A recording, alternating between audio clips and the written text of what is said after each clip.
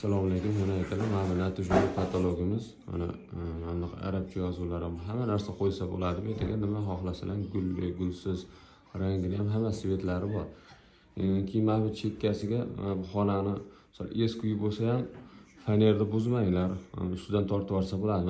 Mana shu uyimiz o'zimizning uy. Mana shu chekkasiga anaqa gipsokartondan daroshka qilganmiz. Nol patologidan tushishi agar bizlarni qilmoqchi bo'lsalar, qalinligi pastga osilishi 12 sm bo'lsa, shunda 8 lik tiyaga tushaveradi. Mana orqasida обязательно reyka qo'yish kerak. Bu baquvvat tortiladi bu. Keyin mana bu oppoq glansiy mana. Bu ham rosa chiroyli turadi. Oqlar ham o'zining nimasiga. Har xil svetlari bor. Agar xizmatlar bo'lsa, bemalol aloqaga chiqaverasizlar. Ishlarni sifatli qilib bitirib beramiz. Mana bu nariga sal kamroq tushgan, o'shaning uchun tiyagasi sal kichikroq. Bu boshqacha, mana bu sal chuqurroq bo'lgan. Bu 8 10 sm. Buni 10 ni tushirsalar, mana bunaqa 8 lik tiyaga tushadi. Bu 10 sm tushib qolgan noldan. O'shaning uchun shunaqa bo'lgan.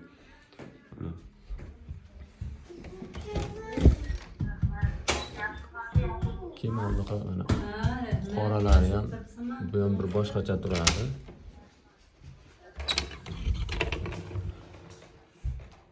Keyin mana o'zimning uyimligi uchun hammasini oppoq qildirib qo'yganman o'zim. Hammasini mana daroshkasini 40 sm daroshka, anaqasiga eniga 40. Bu tepadagi mana bu noldan pastga daroshkani osilishi. Sizlar shunda